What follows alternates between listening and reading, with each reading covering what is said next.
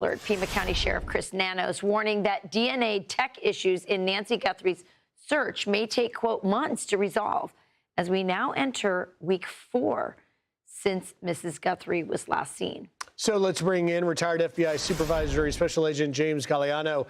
James, good morning. Thanks for getting up for us. And Chief Nanos' statement could be months before we have DNA. Another sort of piece of this whole investigation that suggests that they really haven't got any strong leads right now. Yeah, Griff, and first of all, good morning, guys. We're not expecting any snow out here in Tucson as we enter the fourth week of the search for Mrs. Guthrie. And look, on the DNA side, again, we keep going back to the fact that this was an unforced error.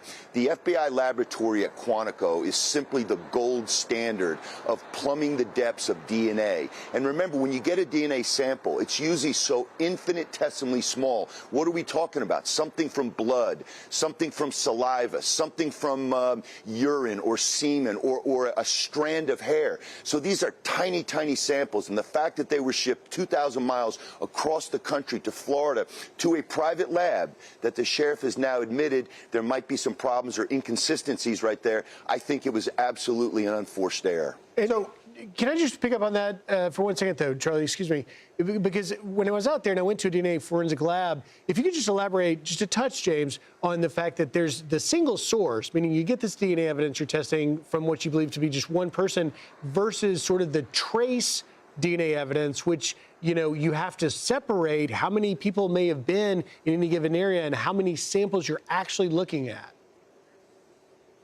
Yeah, Charlie. So we know that DNA comes from 2 different type sources, and these are all locked into what we call the CODIS system, the Combined DNA Index System. Now, there's 2 ways to get it. Generally speaking, if you're a felon, you have to, by court order, submit. Some certain misdemeanors with violence attached you have to submit, and all sexual offenders. The other side, of course, we talked about this quite a bit, is genealogical. As you're making those comparisons and the tests are being run, these are tiny, tiny samples. And so, again, if the FBI is able to get their hands on these, and our understanding is that we will, by the time it gets to them, it's already been degraded or diluted. And again, I go back to this. It is simply an unforced error.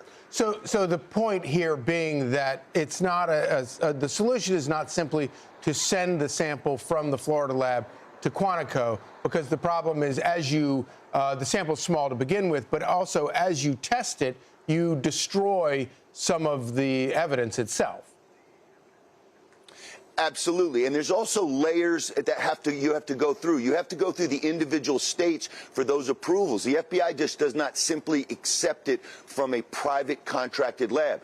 I'm not casting any shade on private contracted labs. They do good work. But in this instance, again, you have the gold standard. This is where the DNA sample should have gone first. And it sounds like it might have slowed things down.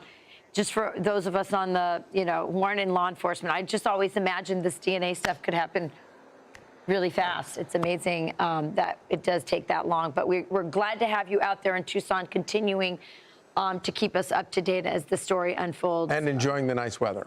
That's right. James, thank you. Thanks, James. I'm Steve Doocy. I'm Brian Kilmeade. And I'm Ainsley Earhart. And click here to subscribe to the Fox News YouTube page to catch our hottest interviews and most compelling analysis.